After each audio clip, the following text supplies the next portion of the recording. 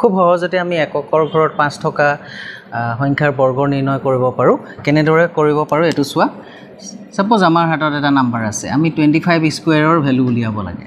ঠিক আছে তো 25 স্কয়াৰ মিন্স 25 * 25 আমি এতিয়া ইয়াক যেতিয়া পূৰণ কৰিম 25 * 25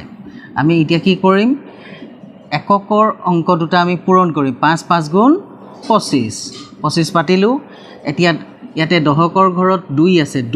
2 লগত +1 কৰিলো 3 পালো 3 2 6 অৰ্থাৎ 25 25 পূৰণ কৰিলে হয় 625 ঠিক তেনেদৰে আমি যদি 45 * 45 কৰো তেন্তে 5 5 গুণ আহি গল 25 4 + 1 আহি গল 5 5 4 গুণ 20 ঠিক একেদৰে আমি যদি 95 * 95 কৰো তেতিয়া আমি কি কৰিম 5 5 গুণ আহি গল 25 9 ৰ লগত 1 যোগ কৰিলো 10 আহি গল 10 9 গুণ 90 বৰ সহজতে আমি এককৰ ঘৰত থকা এককৰ ঘৰত 5 থকা অংকবিলাকৰ বৰ্গ নিৰ্ণয় কৰিব